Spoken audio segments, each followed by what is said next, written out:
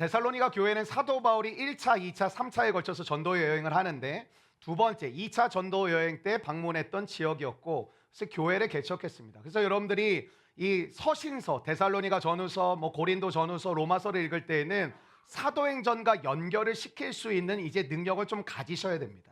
데살로니가 전서에 대한 내용은 사도행전 17장에 나와 있죠. 사도행전 17장에는 사실 데살로니가 교회에 대해서 나온 내용이 한 5구절, 6구절밖에 나오지 않습니다. 그거에 대한 깊은 내용을 알려면 여러분이 데살로니가 전후서를 읽어보시면 사실은 되는 거거든요. 근데 여러분, 데살로니가 교회는 한국 교회와 굉장히 비슷한 점을 갖고 있는데 첫 번째는 정이 많은 교회였어요. 한국 교회가 전 세계를 다녀보면 진짜 정이 많은 교회거든요. 지난주에 잔치국수 맛있게 드셨죠? 네. 정이 많은 교회, 이렇게 음식을 나누고 마음을 나누고 뜻을 나누는 교회죠. 저희가 미국 교회 탐방 갔을 때 보니까 교회에서 이제 이렇게 식사하고 이런 거 공동 식사가 없더라고요. 그러니까 아침에 와서 이렇게 커피, 교회 카페에서 커피 팔고 쿠키 팔고 그 정도 도너츠 먹고 이렇게 해야지 잔치국수 이런 거 없더라고요. 우리 되게 특이한 민족이거든요. 어떻게 할 수 있냐면 17절 말씀을 보면 그 마음을 느낄 수 있는데요. 17절 말씀 다시 한번 읽어보실까요? 시작.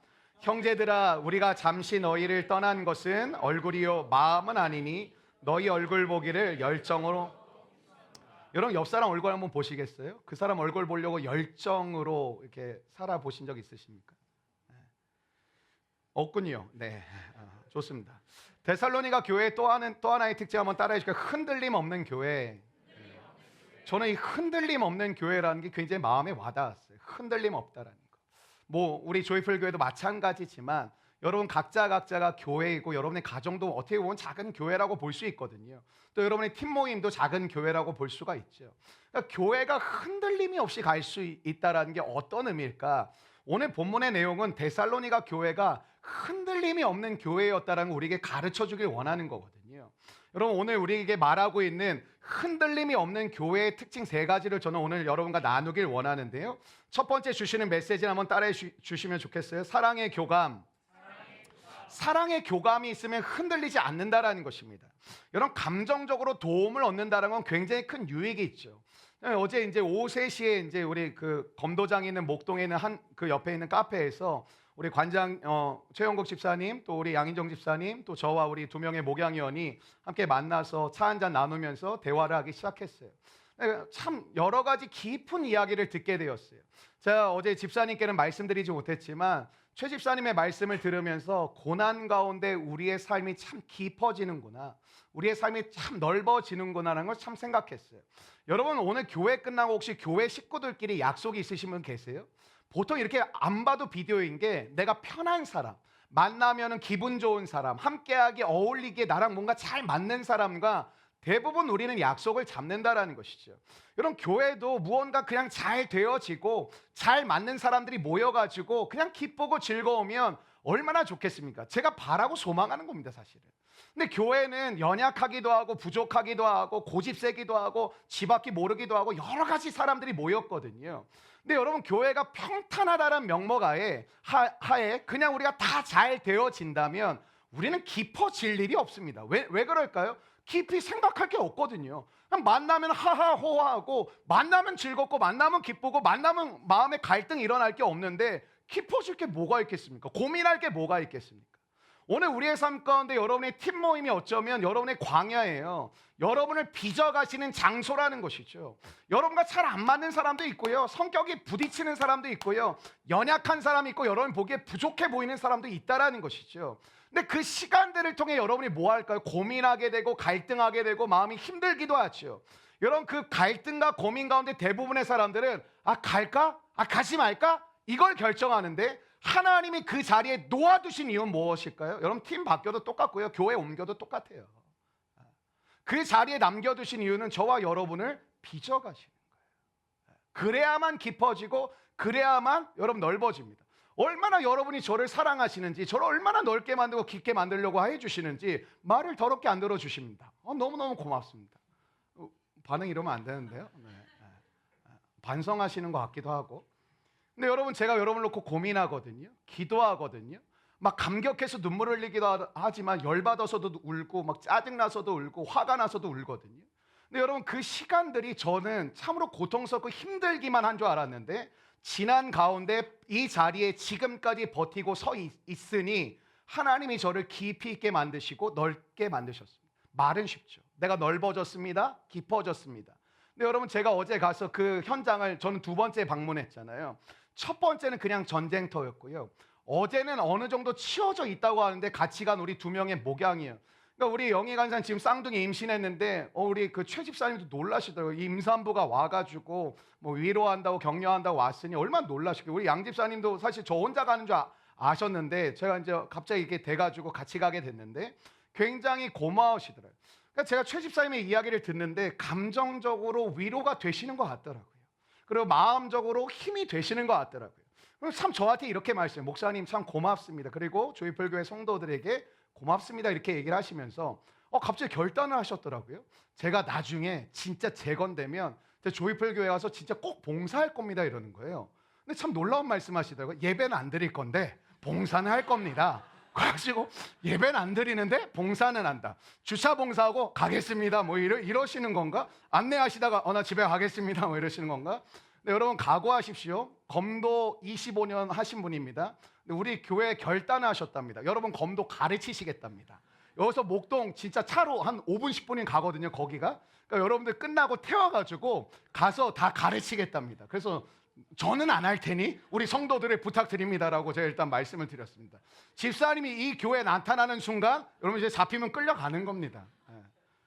근데 여러분 우리 양 집사님도 그렇고 두 분이 참 감동받았던 포인트가 많은 분들이 동참해 주시고 우리 양 집사님 뭐라고 하냐면 한 형제가 금요일날 예배 끝나고 찾아오더니 집사님 제가 집사님 위해 기도하고 있고 어려우시죠? 제가 기도하고 있습니다 하는데 집사님 놀라셨던 건 난 이 형제를 모른다라는 거예요.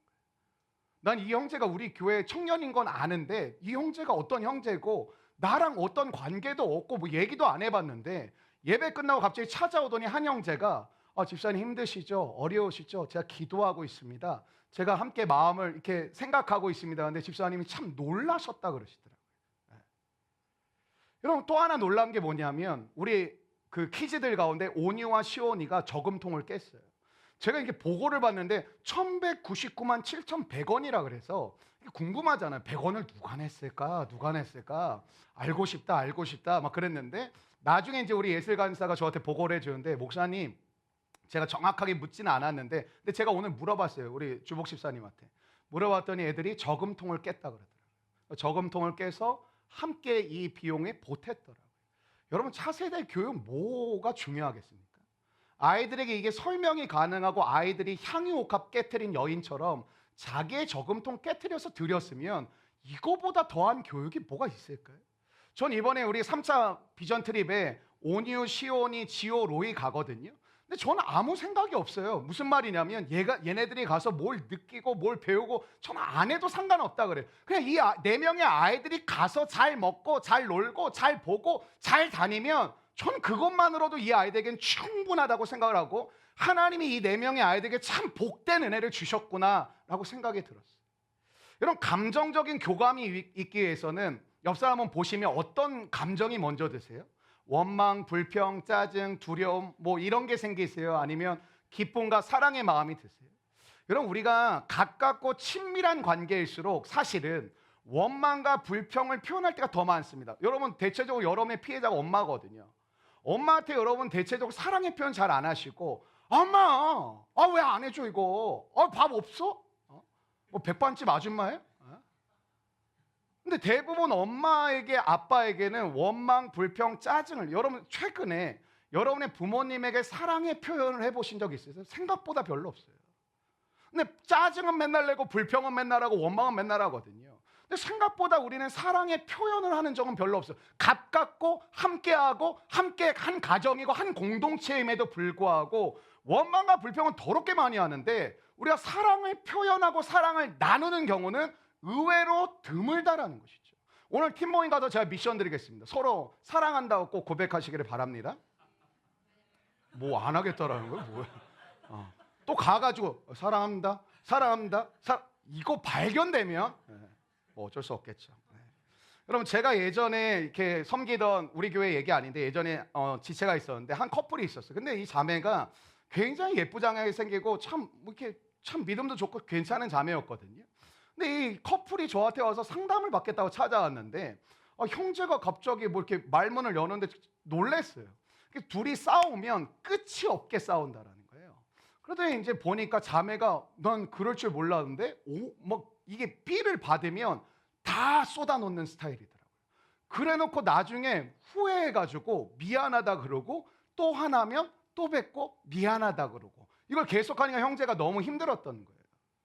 여러분 사람의 관계는요 이게 끝이 있어요. 제가 목회하면서 이게 되게 어렵게 느껴진 게 98, 99가지 잘해줘도 한 가지 자기 마음에 안 들면 목사님 실망했어요. 교회 실망했어요. 이게 성도들이더라고요. 몇 달 전까지 뭐 천국이에요. 너무 좋아요. 뭐 그러다가 갑자기 하루아침에 안티되는 건 하루아침이에요.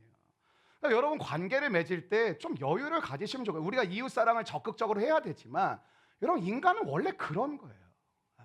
제가 목회를 하면서 깨달았어요. 인간은 원래 그런 그러니까 인간이 그리스도인을 완벽한 사람이라고 자꾸 여러분이 생각하면 이런 거 믿음 없는 아빠들이 당신 기도한다며 당신 예배드리고 왔다며 이게 완벽할 거라고 생각하거든요. 그렇지 않아요.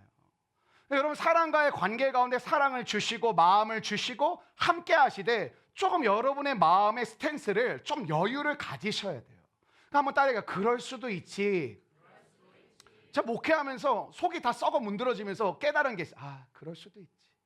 옛날에 이해가 안 됐거든요. 근데 요즘은 좀 마음이 여유로워진 것 같아요. 그럴 수도 있지. 그럴 수도 있지. 여러분 레오 버스카글리아라는 사람이 제가 사실 이 책 추천드리고 싶은데 살며 사랑하며 배우며라는 책을 썼는데 그 책의 한 꼭지가 주제가 이래요. 소주제가 당신은 그렇지 않더군요. 이게 주제예요. 한 부부가 있었는데 되게 오래전 이야기인 것 같더라고요. 어떤 여자분이 남편이 자동차를 이제 집에 차를 새로 샀는데 초보 운전인데 남편한테 나 잠깐 이것 좀 나도 운전해보고 싶다고 해서 키를 받아 나갔다가 차를 긁고 온 거예요. 근데 예상을 했죠. 그렇게 내가 끌고 하지 말라 그랬지. 막 이럴 줄 알았는데 노발대발할 줄 알았는데 이런 거 주제는 당신은 그렇지 않더군요. 근데 설교 준비하면서 이게 우리 교회 유행어가 됐으면 좋겠다. 당신은 그렇지 않더군요. 근데 이게 잘못되면 안 되겠죠. 당신 기도할 줄 알았는데 당신은 그렇지 않더군요. 당신 예배자인 줄 알았는데 당신은 이건 안 되고요. 이건 안 되죠. 근데 나중에 이 남편이 미국 사람이었는데 베트남 전쟁에 참전했다가 결국 남편이 돌아오지 못했어요. 시체로 돌아왔어요. 마지막 내용이 이래요. 마지막 문장이 당신이 베트남에서 돌아오면 하고 싶었던 일이 얼마나 많은지 몰라요. 근데 당신은 끝내 돌아오지 않더군요. 저는 이 책을 보면서 두 가지를 느꼈어요. 첫 번째는 느끼는 대로 뱉어버리면 안 되겠구나. 그럼 사랑이 깨질 수 있겠구나. 두 번째는 우리는 표현할 줄을 모르는구나. 가끔 그런 분들 계세요. 목사님 제 마음 아시죠? 몰라요. 내가 어떻게 알아 네 마음을. 엄마 내 마음 알지. 뭐 어떻게 알아 엄마가 네 마음을. 여러분 우리 한국 사람들은 잘 표현하지 못하는 것 같아요. 여러분 지금 옆 사람 보고 딱 느끼는 좋은 점 한 가지 표현해 줘 보세요.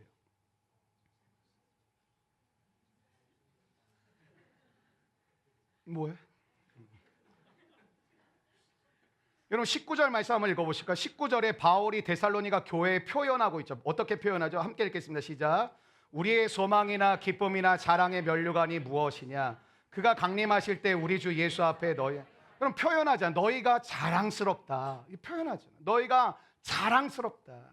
여러분 이게 흔들림이 없이 만든 힘이라는 것이죠. 근데 저희 교회는 그래도 이렇게 보면 보통 이제 우리 형제들이 자매들 제가 그냥 느끼기엔 잘 맞춰주는 것 같아요. 물론 자매들도 할 말이 많으시겠지만 그건 팀 모임 때 하시고요. 그냥 제가 봤을 때는 형제들이 약간 어떤 경우에는 좀 바보처럼 아내를 잘 맞춰주고 잘 따라가는 것처럼 보일 때가 되게 많아요.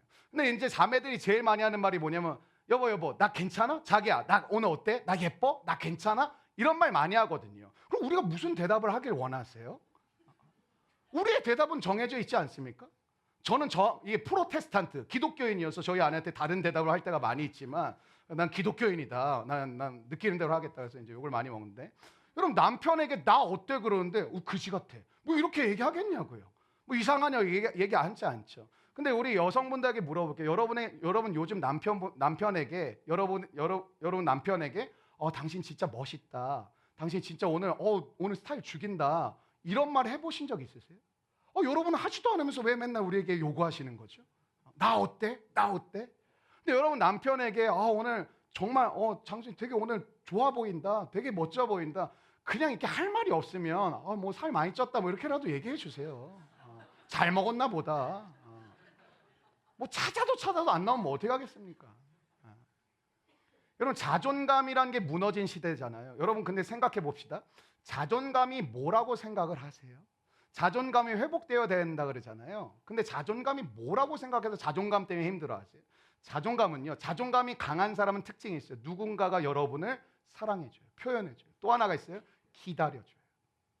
이 두 가지가 있으면 자존감은 높아지게 됩니다. 예를 들면 저와 여러분의 삶 가운데 동역자잖아요. 동역자가 해준 건 두 가지를 하는 겁니다. 첫 번째는 옆에서 표현해주고 사랑해주는 거예요. 두 번째는 기다려주는 겁니다. 이 사람이 여러분 주변에 적어도 세 사람만 딱 있으면 여러분의 자존감이 웬만해서 무너지지 않습니다. 여러분 특히 청년들 잘 들으세요. 여러분 예를 들면 제가 이게 옛날 청년 집회 좀 다녔을 때가 있거든요. 그럼 와가지고 나중에 막 기도하고 은혜 받고 나면 전사님 저 좀 드릴 말씀 있어요.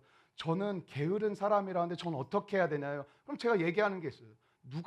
너 스스로 너가 게으르다고 생각하는 거야? 그러면 잘 모르겠어요. 그럼 제가 이렇게 해요. 너 아마 누군가로부터 그 이야기를 지속적으로 반복적으로 들었지 그랬더니 그렇대. 엄마 아빠 그렇게 얘기했대. 듣지 마. 듣지 마. 그러니까 그게 자기의 자존감이 돼버려요. 여러분 우리 시대가 얼마나 각박해졌냐면 부모조차도 기다려주질 않는 거예요. 너 몇 등이야? 너 몇 등급이야? 너 왜 이래? 그러니까 청년 살아가면서 느끼는 게 청년들이 막 개기고 막 이러는 것 같으면서도 뭐 알아주는 대학, 알아주는 기업에 안 들어가면 자기 스스로 되게 작아지고 이 사람들이 무슨 생각하고 있냐면 부모님한테 미안하다고 생각해. 뭔가 부모에게 떳떳한 자랑거리가 안 돼 드린 것 같아서. 여러분 그거 갖다 버리십시오. 건강하지 않은 거예요. 여러분은 상품이 아니라 하나님 나라의 작품인 줄로 믿습니다. 작품은 여러분 다 가치가 있는 거예요. 의미가 있는 거예요. 상품은 비교해가지고 네가 낫네, 네가 떨어지네 말할 수 있지만 작품은 그렇게 말할 수가 없는 거죠. 여러분이 하나님의 거룩한 작품인 줄로 믿습니다. 여러분의 인생의 길을 하나님이 이끌어 가실 때 하나님이 여러분을 기다려주시고 여러분을 사랑하시잖아요. 우리도 해야 되는 거예요. 믿음의 동역자라고 말만 하지 말고 기도만 하지 말고 사랑을 표현해 주시고 기다려 주시며 함께 나아갈 때 여러분 한 사람을 살리기도 하고 일으켜 세우기도 하는 놀라운 은혜가 일어날 줄로 믿습니다. 여러분 바로 이 관계가 바울과 데살로니가 교회의 관계였어요. 사랑으로 교감할 수 있는 관계. 여러분 두 번째 메시지 한번 따라해 주실게요. 극복할 내면 세계. 여러분 바울이 데살로니가에서 3주밖에 복음을 전하지 못하거든요. 사실 바울은 되게 마음에 불안함이 있었어요. 내가 3주밖에 복음을 전하지 못했으니까 이 교회가 제대로 서기나 할까? 정말 이 성도들이 믿음으로 살기나 할까라는 불안함이 있었거든요. 근데 왜 떠났냐면 3주 만에 핍박받아가지고 떠날 수밖에 없었어요. 3주 복음 전하고 예수 그리스도를 증거하고 난 다음에 쫓겨나고 계속 궁금한 거예요. 너희들 잘 지내니? 교회는 어떠니? 너 거기에 내가 디모데 보냈는데 디모데가 너희들 잘 양육하고 있니? 너희들 훈련받고 있니? 믿음의 사람답게 나아가고 있니? 이런 마음의 궁금함이 있었는데 들려오는 소식이 놀라운 거예요. 이들이 3주밖에 복음을 듣지 못했음에도 불구하고 마음에 굳건한 내면 세계가 생겼고 뿌리 깊은 믿음이 생겼다라는 거예요. 놀랍잖아요. 신기하고. 데살로니가 교회는 여러분 특징이 뭐냐면 핍박과 어려움 속에 있는 교회였거든요. 더더군다나 어렵지 않았겠습니까? 이런 현대인들이 많이 흔들리는 이유가 뭐라고 생각하십니까? 저는 이렇게 생각해요. 내면이 텅 비어져 있다고 생각해요. 여러분 내면의 세계가 여러분 내면의 세계는 채우지 않으면요 좁아져요. 여러분 내면이라는 건 그냥 그 상태로 있는 게 아니에요. 왜 여러분이 때론 너무 힘들고 너무 어려우시냐면 내면의 상태가 그대로 있지 않고 여러분 채우지 않으면 좁아진다고요. 그럼 내면의 세계가 좁아지면 어떻게 되느냐? 나중에는 채울 수 있는 게 없어요. 그러니까 어떠죠? 자꾸 외형으로 과시하려고 하는 거죠. 여러분 현대 사회가 자본주의 사회이기도 하지만 내면이 텅 비어져 버렸기 때문에 사람들은 더 돈에 환장하고 있습니다. 왜냐하면 외형을 채우기 위해서 반드시 필요한 건 뭐죠? 돈이에요. 그러니까 돈에 미치는 거죠. 여러분, 당첨금이 50억 이상 되는 복권에 당첨된 사람들을 직접 인터뷰를 해서 통계를 냈거든요. 통계를 냈는데 참 신기한 게 있더라고요. 이 50억 이상에 당첨된 사람들이, 복권 당첨자들이 가장 먼저 바꾸는 게 거의 비슷하다는 게 참 놀랐다는 거예요. 여러분이 50억을 오늘 딱 받았어요. 뭐 바꾸실 것 같아요? 차. 교회 좀 사주십시오. 또 뭐? 집. 그렇죠. 차, 집. 또 뭐 있으실까요? 어? 금. 19살짜리가 금. 근데 여러분 1위가 뭔지 아세요? 배우자. 배우자. 여러분의 아내가 안 하던 로또를 하고 있다면 돈이 필요한 게 아닐지도 모릅니다.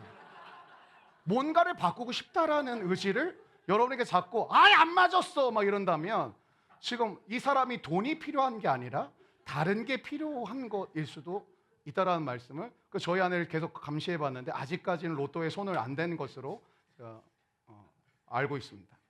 여러분, 감옥에 가면 힘들겠죠. 당연히 힘들겠죠. 자유를 빼앗기고 마음대로 할 수 없으니까. 근데 더 문제는 뭐냐면 정신세계가 피폐해진다라는 거예요. 여러분, 군대에서 잘못하면 영창이라는 곳에 보내거든요. 짧게는 5일, 길게는 15일을 보내요. 근데 15일 동안 가서 뭐 하냐면요, 철창 안에 집어넣어가지고 혁대부터 다 풀러요. 그러니까 이렇게 편안하게 전투복 상태를 놓고 가만히 앉아서 가부좌 자세로 하루 종일 있어야 돼요. 일과 시간 동안. 제가 이제 군종병이어가지고 목사님하고 거기 위문도 가고 갔는데 깜짝 놀랐어요. 그 헌병대를 갔더니 안에 감옥처럼 똑같이 해놨더라고요. 그리고 영창에 온 그 형제들을 이제 위문한다고 들어갔거든요. 근데 다 아무 말도 못하고 이렇게 했는데 나중에 15일 갔다 오더니 뭐라고 하냐면 죽을 것 같았더라고요. 말을 못한다는 게 이렇게 힘들고 가만히 앉아있는데 이렇게 힘들다는 걸 처음 경험해봤다는 거예요. 그럼 어떠냐면 약간 이상한 증세들이 나타나요. 왜 그럴까요? 정신세계가 피폐해져 가는 거죠. 여러분, 감옥에 가면 사람을 이름으로 부르지 않습니다. 번호로 부르죠. 뭐 1458번, 뭐 7521번 이렇게 번호로 불러요. 여러분, 우리 교회는 사람을 부를 때에 저기요, 이모님 이렇게 부르시면 안 돼요. 이름을 부르셔야 돼요. 집사님, 권사님, 장로님도 좋은데 가능하면 우리 장녀분들이 받아들이시면 성을 붙이는 것도 전 나쁘지 않다고 생각해요. 물론 저한테 도목사라고는 하지 않으셨으면 좋겠어요. 뭐 줄여서 도목 하면 네. 여러분, 근데 어떤 할아버지가 감옥 안에서 물어보는 자네 이름은 뭔가? 그러니까 거기 온 사람 다 범죄자니까 이게 다 이렇게 분노가 있잖아요.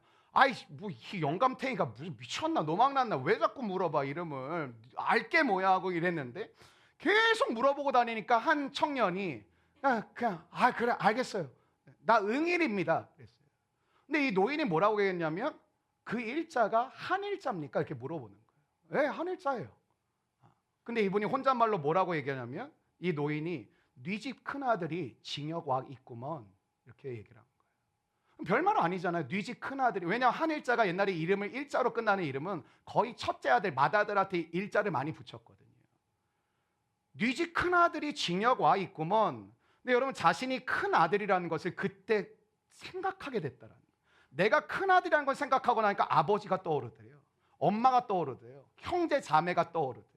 그러더니 자기가 번호로 불렸던 자기의 인생 가운데 새로운 변화가 찾아왔다라는 거. 어떻죠? 감옥에 갇혀있고 노예로 산다라는 건 내면 세계가 비워져요. 죄송해요. 여러분, 혹시 물질의 노예 아닙니까? 성공의 노예 아닙니까? 사람의 노예 아닙니까? 학벌의 노예 아니십니까? 노후의 노예 아니십니까? 노예가 되면 여러분의 삶에 진짜 중요한 정체성을 포기하게 됩니다. 여러분, 개척교회 땅은 무슨 말인지 아세요? 숨이 꼴딱꼴딱 넘어갈 법한 일들이 수없이 벌어졌다는 거예요. 그래서 내가 우리 교회 스타트업 하는 분들의 마음을 조금이나마 이해해요. 진짜 당장에 처리해야 될 일들이 계속 쏟아지는 게 개척교회예요. 근데 여러분, 그러면 어떻게 되는지 아세요? 내가 교회를 경영하기 시작해요. 돌리기 시작하는 거예요. 사업하는 분들 생각해 보시죠. 하나님의 나라와 하나님의 뜻을 위하여 사업을 해보자. 직장에 들어가 보자. 세상의 빛과 소금이 돼보자. 여러분, 그 마음을 지키는 게 쉽던가요? 어려운 이유는 다른 거 아닙니다. 여러분, 왜 말씀과 기도 생활을 하라고 제가 여러분에게 말씀을 드리냐면 말씀과 기도는 여러분의 내면 세계를 지키는 거예요. 그 세계가 지켜지지 않으면 직장 그냥 갑니다. 가서 내가 할 거 그냥 띡 합니다. 끝나고 그냥 집에 옵니다. 그리고 그게 계속 반복이 됩니다. 그리고 세상에서 말하는 그냥 먹고 누리고 즐기고 그 날이 오기만을 기다립니다. 여러분, 사람의 마음은 내면의 풍성함을 잃어버리면 여러분의 정체성은 다 깨져버린다는 거예요. 여러분, 저는 여러분을 목회하는 것보다 훨씬 더 힘든 게 제 마음을 지키는 겁니다. 그래도 처음 시작할 때보다 인원들이 많이 늘어났고 교회 규모도 좀 생겼고 여러 가지 일도 할 수 있는 게 생겼잖아요. 그럼에도 불구하고 제 안에 하나님 앞에서 긴장하는 마음이 일어나지 않는다면 여러분, 엉뚱한 짓 한다는 게, 나도 옛날 욕만 했거든요. 왜 목사들이 저따위 짓 하고 왜 목사들이 저렇게 살고 왜 저런 모습을 보일까? 그거 하기 십상이더라고요. 여러분, 목사들이 당연히 말씀 보고 기도할 것 같잖아요. 안 할 수도 있어요. 안 할 수도 있어요. 제가 이번 주 금요일 날 예배 마치고 우리 예배팀 간사님 5분한테 기도방석을 선물 받았거든요. 제가 지금 쓰고 있는 기도방석도 2번째 기도방석이에요. 첫 번째 기도방석도 그것도 선물 받은 건데 쓰다가 우리 옆에서 보시다가 우리 장인성 권사님, 목사님 기도방석 이게 좀 좋은 걸로 쓰시면 좋을 것 같아요. 제가 기억하기로는 권사님 직접 뭐 동대문인가 어디 가셔가지고 방석 이렇게 해서 저한테 주셨어요. 근데 권사님 너무 튼튼한 걸 주셔서 나 기도 많이 하는데 잘 안 뜯어져요. 그래서 가끔 위에서 뛰기도 하고 하는데 안 무너지더라고. 근데 굉장히 오래 썼거든요. 근데 그러다가 갑자기 오늘 이번 주에 금요일 예배 마치고 예배팀 간사들이 제 방 목양실에 찾아오더니 목사님 드릴 거 있어요. 그래서 너무 좋지, 뭐 줄 거 있다니까. 그것도 5명이 준다 그러니까 얼마나 값지고 귀한 걸 줄까? 그 방석을 띡 하나 주길래 이거 한 20만 원짜리인가? 막 이렇게 했더니 근데 5명이 목사님 기도 방석 이거 쓰시라고 줬어요. 근데 더 문제가 생겼어요. 쿠션이 더 강해. 앉았는데 내가 튕겨나갈 정도예요. 그래서 기도 많이 하라고 줬구나. 근데 무슨 마음이 들었냐면 그래도 우리 목사님이 기도하는 사람이다라고 우리 성도들이 날 여겨주는구나. 여러분, 제가 여기 있는 성도분들에게는 제 이미지 관리하는 거 되게 쉽습니다. 이미지 관리가 어디가 어렵냐? 간사님, 목양이요. 여기에 이미지 관리하는 건 되게 어렵습니다. 왜냐하면 온갖 걸 나눠야 되고 온갖 걸 다 보여줄 수밖에 없거든요. 근데 내가 간사님들에게 기도방석 선물 받았다는 게 그날 밤에 굉장히 마음이 좋았어요. 여러분, 출애굽기를 어떻게 보세요? 출애굽의 백성도 원래 이집트의 노예였지 않습니까? 노예라는 건 내면 세계가 없다라는 것입니다. 여러분, 오늘 믿음의 삶을 회복하셔야 되는데 혹시 여러분 세상의 노예로 살면, 죄와 사망의 노예로 살고 돈과 성공의 노예로 살면 내면 세계가 무너져 있습니다. 내면 세계를 회복하시기를 주의 이름으로 축원합니다. 여러분, 창세기에서 말하는 게 뭘까요? 출애굽기 앞이 창세기잖아요. 뿌리가 있다, 시작이 있다, 이걸 가르쳐 주죠. 모세가 쓴 모세오경, 창세기, 출애굽기, 레위기, 민수기, 신명기 5권의 모세오경이란 성경은 하나님이 모세를 통하여 모든 인간에게 주신 하나님의 말씀이 맞죠. 근데 이 모세오경을 가장 먼저 읽게 된 사람들은 누굴까요? 출애굽의 백성들이었어요. 근데 출애굽의 백성들의 특징이 뭐죠? 노예 출신, 내면 세계가 무너진, 정신 세계가 피폐해진 사람들이에요. 그냥 먹고 사는 거 외에는 별 생각이 없는, 그냥 휴가 좋은데 갔다 오면 그걸로 모든 것을 만족하는 사람들이었어요. 근데 하나님은 창세기를 통해 그들에게 뭘 가르쳐 주신 게, 너희들의 뿌리가 있고 시작점이 있다라는 거. 너희들은 그냥 살다가 죽는 존재가 아니라, 한 번 왔다가 가는 존재가 아니라 너희들을 지으신 존재가 있고 너희들을 이 땅에 보낸 목적이 분명하게 있다라는 걸 가르쳐 주는 게 창세기. 여러분, 바쁘시죠? 힘드시죠? 정신없으시죠? 그래도 여러분의 내면을 채우지 않으면 여러분 진짜 큰일 납니다. 나중에 일은 잘 될지 모르겠지만 내면 세계는 피폐해질 수 있습니다. 정신 세계는 무너질 수 있습니다. 여러분, 우리나라를 향한 전 두려움이 있어요. 청년사가 한 20년 정도 그래도 해오다 보니까 점점 마음의 어려움이, 청년들의 내면 세계가 점점 무너져 가고 있다는 거예요. 원망, 불평, 좌절, 두려움.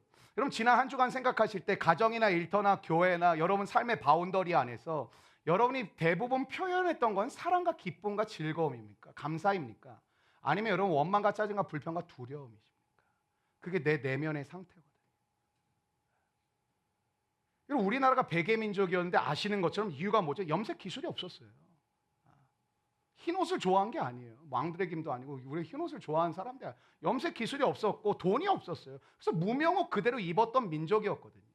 그리고 여러분, 얼마 전까지만 해도 남대문이나 동대문에 가면 지게꾼들이 많았어요. 지게로 일어난 민족이에요. 여러분 한국 전쟁이 발발했을 때 162개국의 그 GDP를 조사했는데 161위가 우리나라였습니다. 여러분 최근에 사회학자가 이게 쓴 책을 한 권 읽게 됐는데 우리나라 전반적인 사회 실태에 대해서 쓴 책이었는데 여러분 이런 내용이 있더라고요. 깜짝 놀랄 사실이 하나 있다. 90년 이후에 출생한 자들은 국가적 가난이 뭔지를 모른다. 그거 맞더라고요. 국가적 가난이라는 게 뭔지 모르더라고요. 근데 엄마 아빠도 헝그리 정신 얘기해봤자 안 먹히는 거예요. 오히려 어떻죠? 우리는 어쩌면 굉장히 많은 변화를 누리고 있게 되었는데 우리는 헬조선에 살고 있다고 고백하고 있죠. 여러분 교회가 해야 될 일이 무엇일까? 하나님의 말씀을 통해서 저는 이 시간 소망하는 것은 저와 여러분의 무너진 내면 세계가 일어나기를 축원합니다. 피폐해진 정신 세계가 회복되기를 축원합니다. 여러분 외국에 오래 사시는 분들이 다 하시는 말씀이 있어요. 한국이 진짜 편리하고 좋다. 유럽 여행 다녀오신 분들 계세요? 유럽 진짜 짜증나는 거 화장실 갈 때도 1,300원, 1,500원 내래. 1유로, 2유로. 여러분 인천공항에 오는 순간 대부분 유럽발 비행기가 도착하면 화장실 갑니다. 화장실 가서 사람들이 남자 제 여자 화장실 모르고 남자 화장실 막 감탄입니다. 우와 화장실 엄청 좋다. 깨끗하다. 화장실에서 자도 되겠다. 보면 어때요? 공항이 크다, 공항이 깨끗하다, 길이 깨끗하다, 화장실이 좋다. 얼마 전까지만 해도 인문학 열풍이 불었죠. 전 굉장히 좋은 현상이라고 생각을 했습니다. 그러나 여러분 인문학 서적 몇 권 읽는다고 내 내면의 세계가 일어날 수 있을까요? 못 일어나요. 책 몇 권으로 일어날 것 같으면 간단하죠. 여러분 데살로니가 교회가 이런 어려움과 고난과 핍박 가운데 이길 수 있었던 이유는 딱 하나예요. 하나님의 말씀을 사람의 말로 받지 아니하고 하나님의 말씀으로 받았더라. 그게 오늘 13절인데 한번 같이 읽어보실까요? 13절 말씀입니다. 시작. 이러므로 우리가 하나님께 끊임없이 감사함은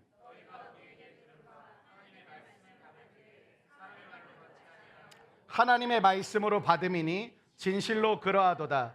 이 말씀이 또한 너희 믿는 자 가운데서 여러분 설교를 들을 때 하나님의 말씀을 사람의 말로 받지 아니하고 하나님의 말씀으로 받는 것, 이게 데살로니가 교회에 흔들리지 않는 고난과 핍박과 어려움 가운데서도 굳건하게 서 있을 수 있었던 비결이었습니다. 여러분 지금도 많은 사람들의 문제가 뭘까요? 하나님의 말씀으로 받아들이지 않는다라는 거죠. 유튜브에 보면 여러분 점수를 매기고 계시잖아요. 몇 점짜리 설교, 몇 점짜리 설교, 몇 점짜리 설교. 하나님의 말씀으로 받지 않는다는 거예요. 쉽게 말해서 뭐죠? 영접하는 마음이 없는 것이죠. 하나님의 말씀을 내가 판단하고 내가 거부하고 내가 거절하는 것이죠. 중요한 게 뭘까요? 한번 따라할까요? 영접하는 자세. 하나님의 말씀을 영접할 때 하나님의 말씀으로 받았다는 게 뭐예요? 말씀 그 자체를 빨아들였다는 거예요. 믿었다라는 거예요. 여러분 씨 뿌리는 비유하시죠. 씨 뿌리는 비의 씨는 하나님의 말씀입니다. 하나님의 말씀에 문제가 있을까요? 우리는 없다고 생각하는 사람들 아닙니까? 하나님의 말씀은 우리가 성경 무오설이라고 해서 성경은 하나의 흠이 없는 것이다. 두 가지 특징이죠. 하나님의 말씀은 영원하다. 하나님의 말씀은 틀림이 없다. 그렇기 때문에 우리는 이 말씀을 진리로 받아들이는 거거든요. 제가 지금 두 가지 말씀은 다 성경에 기록되어져 있는 것입니다. 풀은 마르고 꽃은 시드나 우리 하나님의 말씀은 영원하다. 하나님의 말씀은 1.1획도 틀림이 없다. 그렇기 때문에 진리의 말씀이거든요. 세월이 지나도 바뀌지 않는다. 세월이 지나도 동일하게 적용이 된다. 그래서 진리의 말씀이거든요. 근데 여러분 씨에는 문제가 없다면 씨 뿌리는 비유의 중요한 지점은 뭐죠? 밭의 문제라는 거예요. 오늘 동일한 하나님의 말씀이 여러분에게 선포되어지고 있고 뿌려지고 있습니다. 근데 누군가는 30배, 60배, 100배의 결실을 맺는 분이 계신가 하면 누군가는 저 문을 나서기가 무섭게 다 사라지는 분도 계십니다. 어떤 분은 한 주에 월요일, 화요일 힘든 일을 보내면서 다 지워져 버린 분도 계십니다. 여러분 하나님 앞에서 좋은 밭 되시기를 축원합니다. 여기 축복하실까요? 좋은 밭 되십시오. 여러분의 말씀을 받는 태도는 어떠하십니까? 혹시 삐딱해지지 않았습니까? 비난하고 계시진 않습니까? 비판하고 있지는 않냐고. 근데 여러분 이게 이유가 있어요. 데살로니가라는 지역은 그 당시 대도시 중에 한 지역이었습니다. 그러니까 지금 우리 수도권이나 서울, 부산 이 정도 도시라고 여러분 좀 생각하시면 편하실 것 같아요. 데살로니가는 대도시라는 특성을 가지고 있었어요. 그건 무슨 뜻이냐? 나름대로 배웠다고 하는 사람들이 집중적으로 몰려있는 곳이었다, 장소고 도시였다라는 것이죠. 그럼 여러분 나름대로 배웠다는 사람들의 특징이 뭡니까? 웬만한 걸 그대로 받아들이지 않습니다. 웬만한 걸 그대로 받아들이지 않아요.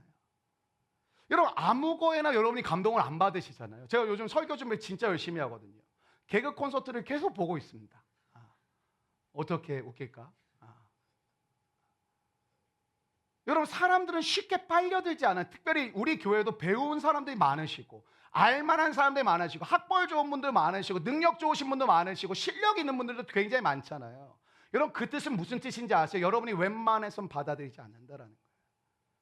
근데 그게 오늘 데살로니가 교회를 비춰볼 때 우리가 가지고 있는 최악의 저주 지점이라는 것이죠.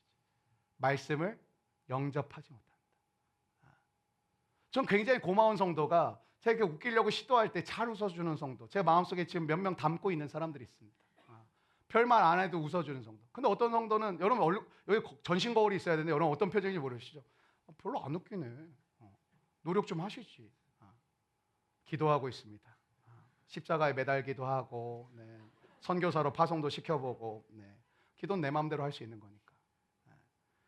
그러니까 여러분 어때요? 하나님의 말씀에 대한 흡수력이 높으니까 고난 가운데 여러분 사람은 떠나지만 하나님 떠나실까요? 안 떠나요. 여러분 잘 나갈 때 사람들 붙지만 안 나가면 사람들 떠나거든요. 하나님은 함께 하세요.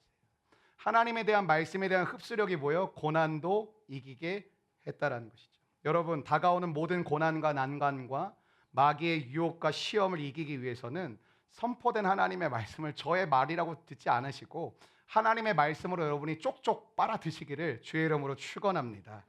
세 번째 한번 따라해 주실까요? 마지막인데요. 고난 속에서 연단받음. 14절 읽겠습니다. 14절입니다. 오늘 본문 14절인데요. 시작.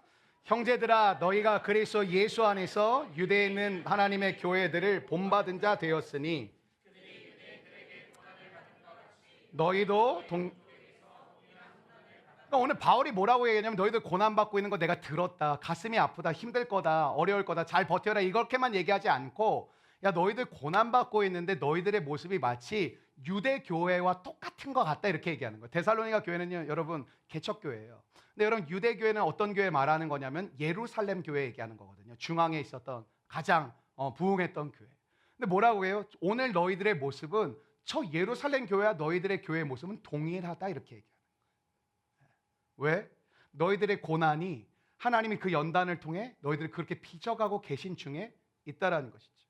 여러분 우리는 기도하다가 왜 포기하는지 아세요? 모든 기도를 문제 해결로 보거든요. 기도 막 해요. 예배 막 드려요. 근데 안 보이기 시작하는 지점이 어디냐면 문제가 해결되지 않으면.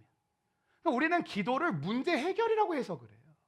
근데 기도는 뭔지 아세요? 여러분을 다루시는 시간이에요. 이런 극심한 고난 가운데 우리를 부르셨어요. 싸움 가운데 우리를 부르셨어요. 데살로니가 교회는 어떻게 했다고요? 기뻐했다고요. 근데 왜 기뻐했어요? 예수 그리스도의 말씀을 받음으로 고난 속의 연단의 과정을 지나가고 있었다. 여러분 신앙생활의 목적은 내가 하나님을 기쁘시게 해드리는 것이지 하나님이 내게 재롱잔치하는 거 아닙니다. 하나님이 나를 기쁘시게 하는 게 신앙생활의 목적이 아니에요. 내가 하나님을 기쁘시게 해드리는 겁니다. 13절의 말씀은 고난이 닥치고 난 다음에 그렇게 되었다고 이야기하는 건데 이전까지 하나님의 말씀을 들을 때 맹숭맹숭했어요. 근데 늘 듣던 말씀이었죠. 근데 고난 속에 들어가니 데살로니가 교인들도 더욱 말씀을 하나님의 말씀으로 받아들였다는 거예요. 저는 저와 여러분의 인생 가운데 우리 공동체 가운데 적절한 고난은 계속 있길 원해요. 힘들죠. 어렵죠. 그러나 그 고난이 없이는 절대 하나님께서 기뻐하시는 모습으로 빚어질 수가 없습니다. 지난 8년 동안 진짜 속이 썩어 문드러질 뻔했던 적이 한두 번이 아니에요. 여러분이 하셔야 될 게 딱 하나 있습니다. 그 자리를 버티시는 거예요. 그 자리를 지키시는 거예요. 하나님이 시간이 지나감에 따라서 나를 바꿔놓으시는 거예요. C.S. 루이스가 이런 말을 했어요. 고난은 하나님의 확성기다. 못 알아먹으니까 하나님 고난을 주셔서 야 내가 너와 함께하고 있어. 야 내가 너를 비전하고 있어. 야 내가 너를 인도하고 있어. 확성기라는 거예요. 데살로니가 교회는 고난 때문에 더 깊은 연단이 있는 교회가 되었어요. 여러분 지난주에 혹시 기억나세요? 연단이 뭐라고요? 상대방의 입장에서 생각할 수 있게 되는 거. 여러분 다이아몬드 혹시 있으세요? 안 뺐을 테니까 헌금하지 하라고 얘기 안 할 테니까 여러분 받은 특히 자매들 이거 결혼하면서 받은 다이아몬드 진짜인가? 혹시 고민되시는 분들은 오늘 집에 가셔서 그 물에 던져 넣으시면 돼요. 이게 분자 구조 때문에 다이아몬드가 진짜면 물에 들어가는 순간 더 영롱하게 빛난대요. 안 빛나는 건 나한테 오시지 마시고 여러분의 남편에게 잘 물어보시길 바랍니다. 이런 신앙도 고난이라는 상황 속에 우리를 넣어보면 더 빛나가는 사람이 있고 죽어버리는 사람이 있어요. 고난은 리트머스 시험지예요. 내가 가지고 있는 막 사람들 은혜 받으면 막 난리를 치고 나 뭐 하고 싶고 나 하나님 영광에 살고 싶다고. 하나님 어떻게 하는지 아세요? 고난에 탁 넣어보세요. 흥분한 자는 흥분은 꺾어뜨리고 너무 의기소침한 자는 그 믿음을 살려주시죠.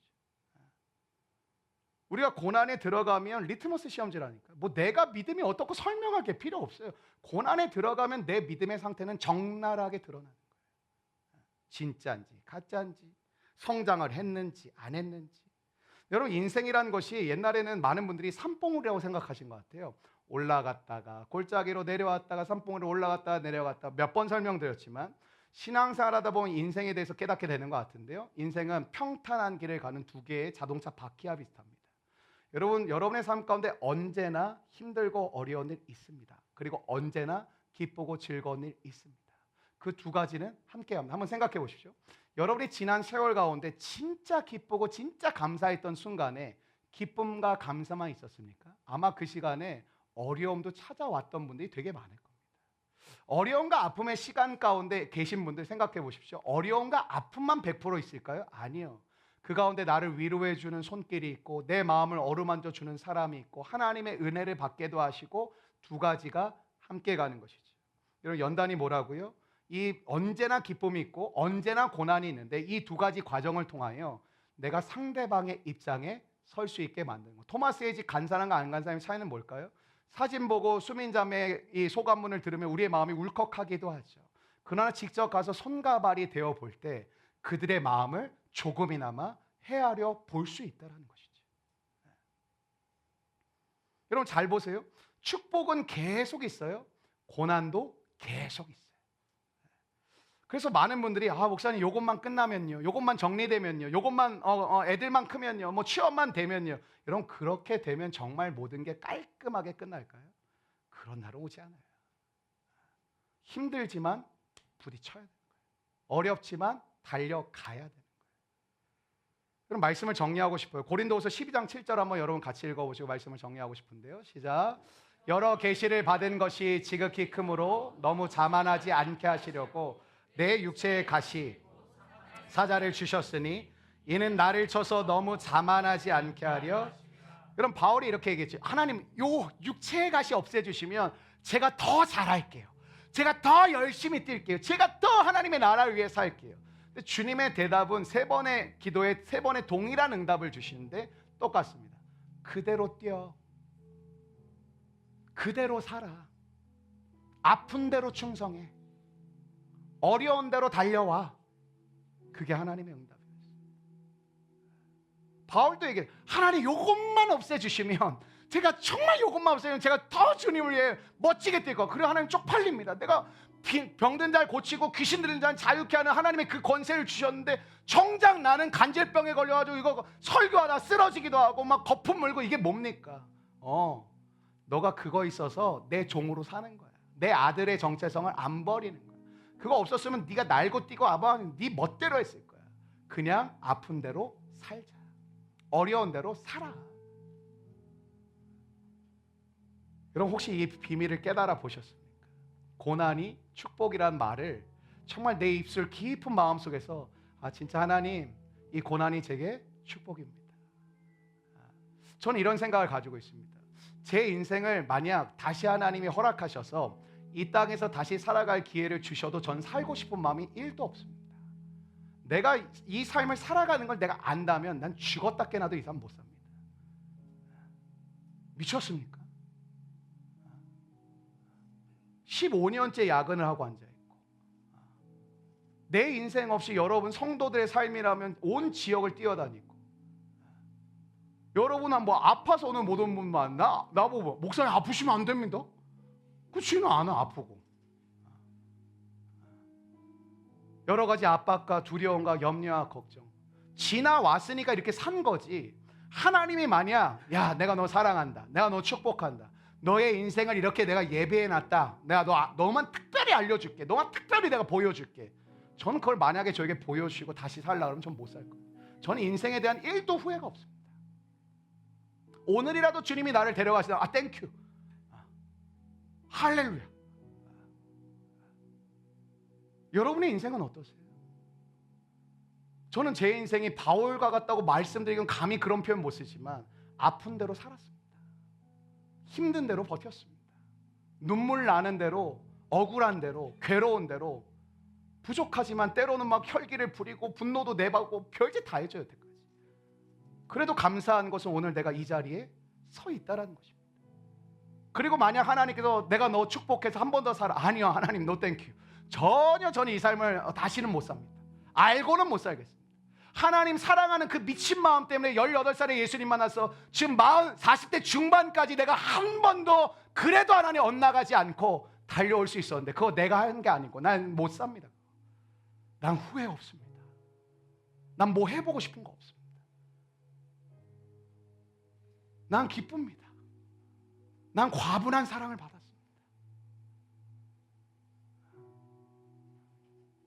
혹시 여러분 과거를 돌아보며 후회하고 계시지 않으세요? 예수의 사람이 후회할 게 뭐가 있을까요? 밑바닥인 내 인생을 건져주셨는데, 죄로 똘똘 뭉쳐진 소망 없는 인생을 살려주셨는데, 뭐 후회할 게 뭐 그렇게 지난 세월 봐봤자 죄밖에 없는데, 욕심밖에 없는데 뭐 그거 돌아가고 싶으세요? 제 마음에 유일한 소망이 있다면 오늘보다 나은 내일을 허락해 주십시오. 그게 내 유일한 소망입니다. 하나님, 오늘보다 한 걸음이라도 나아갈 수 있는 소망, 발걸음은 못 나가더라도 마음이라도 좀 더 나아가는 그런 하루가 되기를 원합니다. 여러분, 오늘 19절이 이래요. 우리의 소망이나 기쁨이나 자랑의 면류관이 무엇이냐? 그가 강림하실 때에 우리 주 예수 앞에 있는 너희가 아니냐? 여러분, 제가 과분한 표현을 여러분이 한다고 용서하고 들어주십시오. 저도 이런 표현을 여러분에게 드리고 싶습니다. 여러분이 저의 인생의 면류관이십니다. 여러분의 변화가 제 인생에 정말 미칠 듯한 기쁨이었고, 여러분의 구원받으심이 제 인생의 평생의 가장 큰 영광이었습니다.